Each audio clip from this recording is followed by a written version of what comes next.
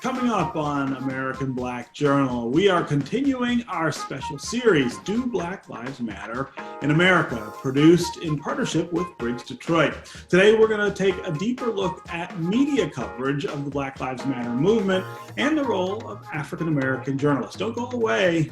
American Black Journal starts right now. From Delta Faucets to Behr Paint, Masco Corporation is proud to deliver products that enhance the way consumers all over the world experience and enjoy their living spaces. Masco, serving Michigan communities since 1929. Support also provided by the Cynthia and Etzel Ford Fund for Journalism at Detroit Public TV. The DTE Foundation proudly supports 50 years of American Black Journal in covering African American history, culture, and politics. The DTE Foundation and American Black Journal, partners in presenting African American perspectives about our communities and in our world. Also brought to you by Nissan Foundation, Ally, and viewers like you. Thank you.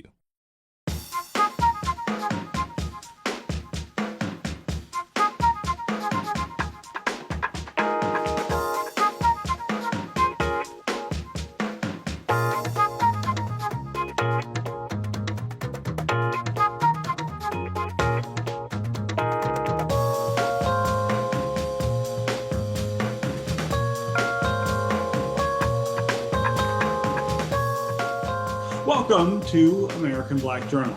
I'm Stephen Henderson. And I'm Orlando Bailey from BridgeDetroit. Our special series of reports on Black Lives Matter continues with a look at how the news media are covering stories about racial injustice. Plus, we'll hear from journalists of color on what it's like to report on stories that impact them personally. Let's get started with a report from One Detroit's Will Glover on the importance of diversity in the nation's newsrooms. Historically, Black Americans are underrepresented in decision-making positions in one of the country's most important institutions, the news media. But why does it remain this way? Is it denial and unawareness of the status quo? Here's Vincent McCraw, president of the Detroit branch of the National Association of Black Journalists. Unfortunately, over the years, I think it's a little of both. I think newsrooms have been in denial for a long time. And now when we see the culmination of these events just this year with the pandemic, the protests and some violence related to racial justice issues around the country, and even this election now, it's even more important that the voices of journalists, Black journalists in particular, and people of color be in these newsrooms, not only just in reporting positions, but in the news-making, decision-making positions. Objective observation is a cornerstone of journalism. If newsroom directors don't understand or acknowledge that if all observers are the same and thus what they consider to be objective is the same, then this can lead to incomplete stories or coverage that may miss the point entirely. Many are starting to understand. Many do understand and have understood for a long time, but then they lose their way. What they all should be looking for and understanding is that we as Black journalists and journalists of color, the life experiences, the lived experiences that they bring to a newsroom, the way they see a community, the way they cover a community. And it doesn't mean that there's, and that's not to suggest that they'll cover it any different than any journalist would cover a community. But when you bring your lived experiences to the job, then you have your, there's a different eye. There's a different, right. You see something that a white journalist is not going to see. That difference in life experience can be seen in moments like when CNN reporter Omar Jimenez is arrested live on air. The anchor doesn't address the fact that the police arrest people with little to no explanation regularly, an observed truth in the Black community. We don't know why they're being arrested. They're not being given any explanation as far as we can hear for why they're being arrested. We don't know why they're being handcuffed. Or when senior writer for The Root, Michael Harriot, was arrested. They're asking if he's media. He says he is. I wasn't the only one who didn't have visible credentials. I wasn't the only one who was filming. The only thing that distinguished me from the other people in that area was that I was Black. And the reason that Michael and the other they weren't surprised is because it's a part of their lived experience.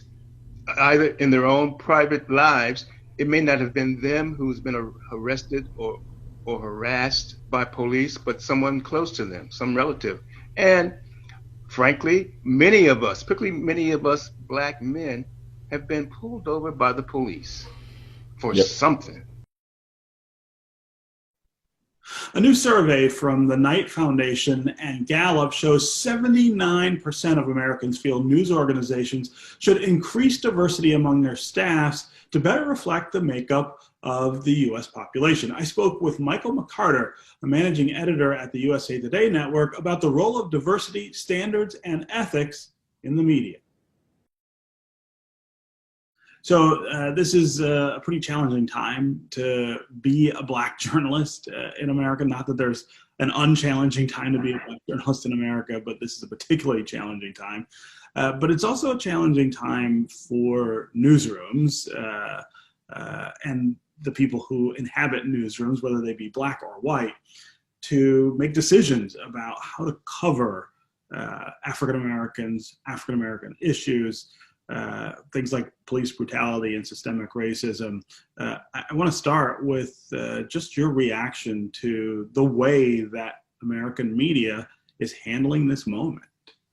Well, I don't want to paint anything with a broad brush, but I will say, because everybody's handling things in their own way, just depending on what corner of the country you're in. I will say that I am actually rather impressed that it has received the attention that it has, because there have been times previously where any issue like this would get tamped down simply because it got zero coverage or very minimal coverage. Now, could I say that everything has been handled fairly? No, absolutely not. There are some markets where sometimes you can see bias seep into some of the coverage. But overall, I'm impressed, especially because it's been 90 days, more than 90 days, and the coverage is still there. It hasn't gone away. The flavor, it hasn't been one of those flavor of the week, and they've moved on to the next thing. Yeah, you and I have worked in newsrooms a long time, and so we know how things work and how decisions get made. But give our viewers a sense of the way in which these issues get discussed and sort of debated in newsrooms as you're thinking about coverage, and how prominent Black voices are in those discussions and in those decisions. Well, again, it depends on what newsroom you're in and what company you work for and what part of the country you're in. Because if you are fortunate enough to have a newsroom that has diversity, and it's not just diversity in the room, but you have diversity in leadership ranks and decision-making ranks, you can have more thoughtful conversations about how to approach the storytelling of these issues of today. And you can also have very thoughtful and considerate conversations about once the reporters come back about how these stories are going to be presented.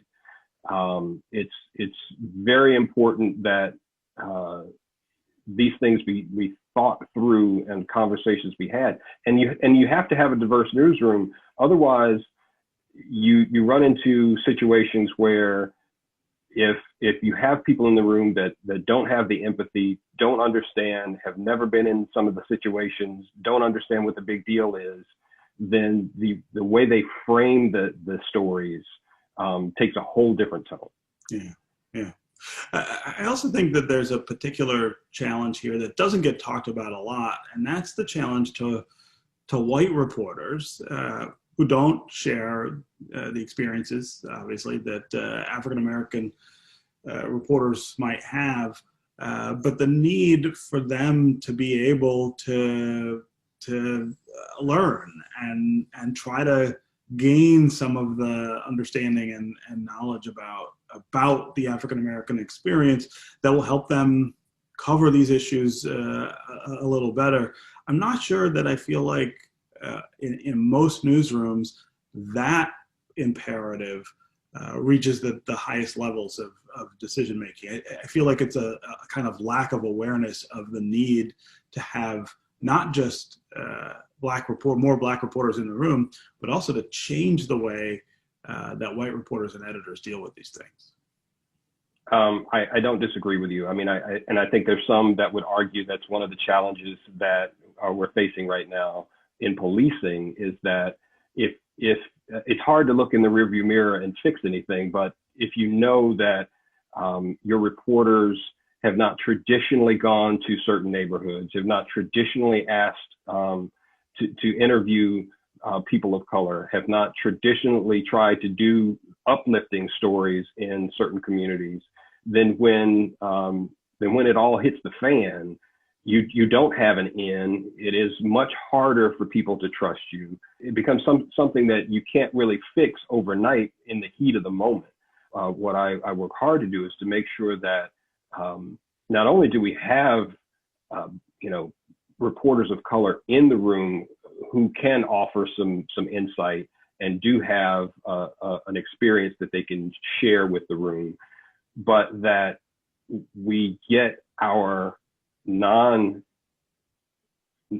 reporters that aren't traditionally in those neighborhoods out more often, and get them, I won't say trained, but get them familiar with the neighborhoods that they don't normally visit. I won't say, I won't go so far as to say that you have to have Black people covering Black issues, right? Because, that just wouldn't be fair. I'm not saying that a white journalist cannot cover Black issues well if they work at it.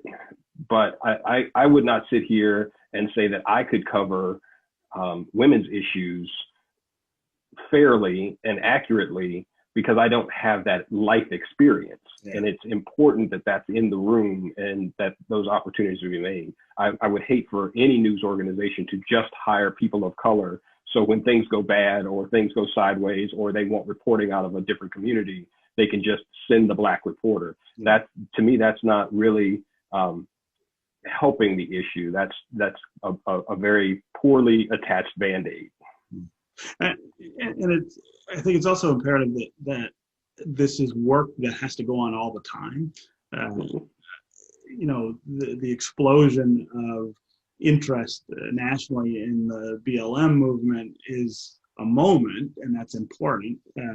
But to be prepared for that moment, you have to have been doing the work before. And I think that's how newsrooms and reporters get caught flat-footed, is that we don't spend the time when there isn't a crisis or when there isn't a huge news headline, getting people to understand that these issues matter, and that you can't just jump into them and really understand what's going on. We got to be working all the time to improve. Absolutely. I mean, there's a proverb I use a lot that says, the time to fix the roof is when the sun is shining. We have to be in the neighborhoods when everything is okay and everything is fine. We have to have conversations with people just over normal topics, normal issues. So then when things do escalate, or there are issues that are more challenging, the effort to get into the neighborhoods and have people trust and talk to you is not nearly as hard. So, what is it like to be a journalist of color covering the Black Lives Matter protests and other stories about racial injustice? Are you expected to separate personal experience from professional reporting? I pose these questions and more to journalists Catrice Stafford of the Associated Press and Olivia Lewis from BridgeDetroit. The murder of George Floyd has reverberated in cities all over the nation, including Detroit. How do you feel about the coverage of perhaps the largest modern civil rights movement is being covered by media organizations in the city and around the United States? Kat, we'll start with you. I kind of compare it to every time a crisis hits America. You know, if you look at our coverage of Hurricane Katrina, if you look at the coverage around Trayvon Martin, and so many other deaths that have come before, whenever you talk about the media writ large and coverage, there are always obvious gaps and holes in coverage. And I believe that's a reflection because of the newsrooms not having the right people in there to add the proper nuance, to add the proper coverage that is needed to really explain to readers what's happening. And so when you ask me, how do I feel about the coverage of George Floyd? I feel the same way that I felt in previous years, where I feel that there's a lot of great coverage. There is a lot of nuanced coverage that I am seeing, but I feel that we can always do more and do better. Yeah, Olivia, you're covering protests and, following this story closely here in the city of Detroit. How do you feel about the media's coverage of this, civil rights movement, this Black Lives Matter movement, and the protests that have ensued in cities across the nation, including our city? Right. So, when I think of all of the protests that are happening, not just here in Detroit, but everywhere, the Black Lives Matter movement started in 2013. Yeah. And so when we think back to that time, there were reports going out in 2013 that were asking if Black Lives Matter was a terrorist organization, which is crazy. And so now, and there's still reports that are going out with that question. And it's like, when we think about the words that we're writing or the words that we're saying on podcasts or TV or whatever, radio, like those words have meaning. And so it affects the way that the community sees the protest, how it's happening, the people who are involved. And so when we're asking questions like, oh, well, has there been any looting? Or has there been, how many people have been arrested? Those questions matter. And so we have to think about our reporting in terms of how is this affecting the community? What is the community doing to either be involved, or what are their feelings about the protest? And so I think that there's been a lot of reporting in terms of there's been a lot of change in the way that protests have been covered, but it's still being covered from the forefront in terms of a crime story, which I think is very troubling. Yeah. So I'm glad to see that there have been some changes. I think it was on NPR, there was a stance about how headlines should say a Black man was shot and killed and murdered instead of an unarmed Black man, and just the difference that makes in terms of the reader and understanding the issue. But locally, those little things make such a huge difference. And so I think BridgeDetroit has done a really great job in terms of looking at what the community is doing, how the community is acting, and reporting those stories.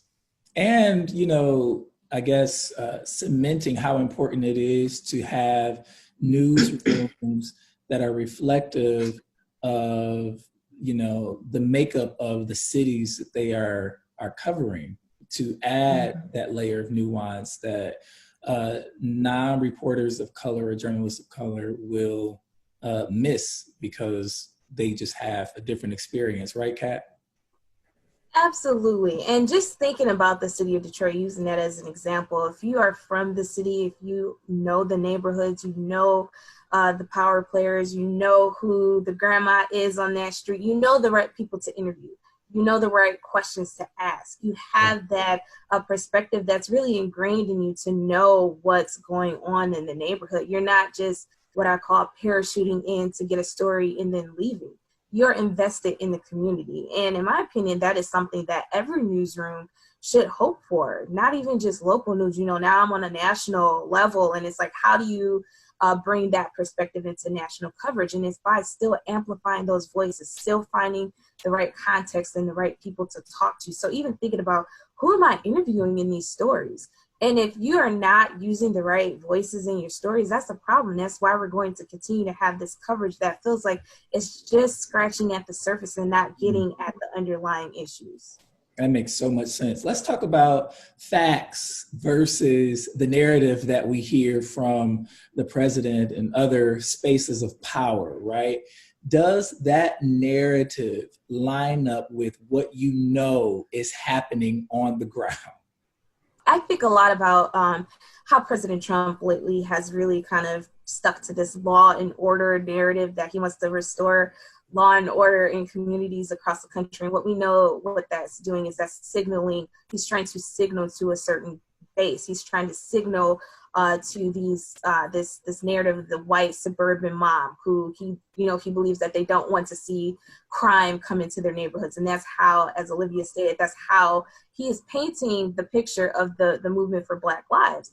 But what we know is on the other side, they're saying we're not out here trying to destroy neighborhoods. We are literally fighting for our lives. So I think as reporters, it's on us to provide that. Once again, nuance is my favorite word lately, to share facts. And the facts are that there are people protesting in these streets because they are tired of seeing Black men die at the hands of police. They are tired of seeing police brutality. They are tired of seeing people of color die disproportionately from COVID-19, right? It's not even just about police protests. And so how do you cover that? Yeah, Olivia, we've been paying close attention to the narrative that has been cascading here in the city of Detroit from the mayor and the chief of police, as well as the president. Does it line up with what you know is happening on the ground and in the streets of the city of Detroit? Not at all.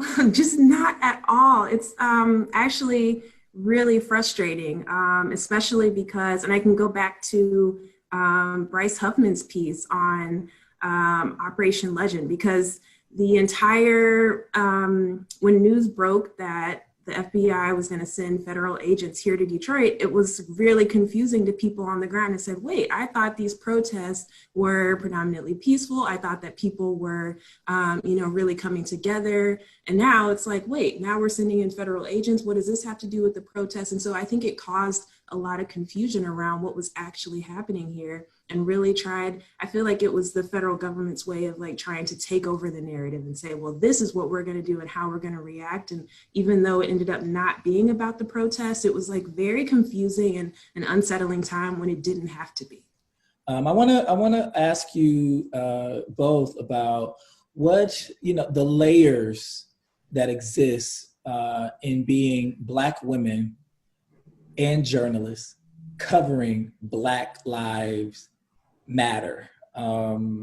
What's going on with you, Olivia, internally as a Black person, as a Black woman, as a journalist who is expected to put words to an experience that people are feeling and going through, but that you're also going through at the same time? Mm-hmm. Yeah. Honestly, I feel very fortunate because I work for BridgeDetroit. So like back to your earlier statement about being in a newsroom that also represents the community that we're covering. I think that is so tremendously helpful just for my own sanity and my own peace, that I know that I can rely on my team, and that if I have questions, like you guys are going to be there for me, or if I am doubting myself or the things that I'm doing, like I can always go back to my team.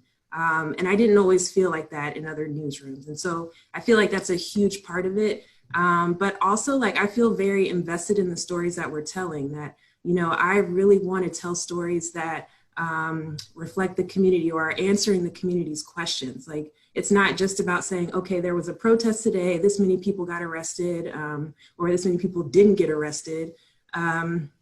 It's more than that. It's like Kat said, when you think about the neighborhoods, who are the people involved, what's going on in the neighborhood, and how is the protest impacting them, or how are they getting involved in the protest? Like, all of that matters. And so I feel very invested in the stories that we're telling.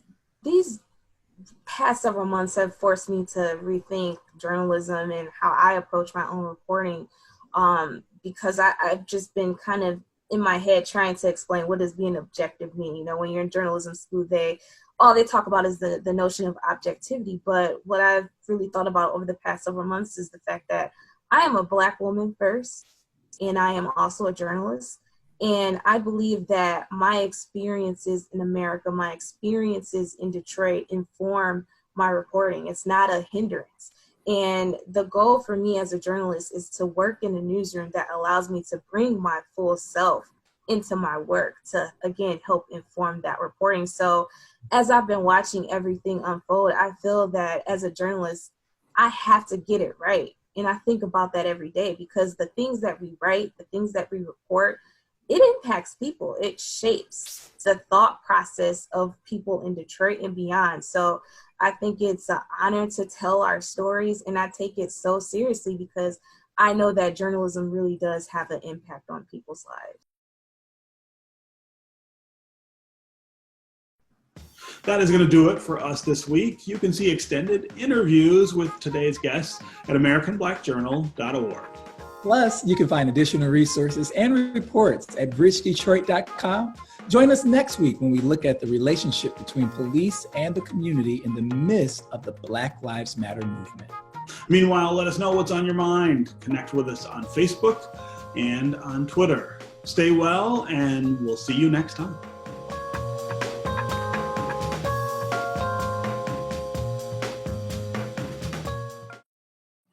From Delta Faucets to Behr Paint, Masco Corporation is proud to deliver products that enhance the way consumers all over the world experience and enjoy their living spaces. Masco, serving Michigan communities since 1929. Support also provided by the Cynthia and Etzel Ford Fund for Journalism at Detroit Public TV. The DTE Foundation proudly supports 50 years of American Black Journal in covering African American history, culture, and politics. The DTE Foundation and American Black Journal, partners in presenting African American perspectives about our communities and in our world. Also brought to you by Nissan Foundation, Ally, and viewers like you. Thank you.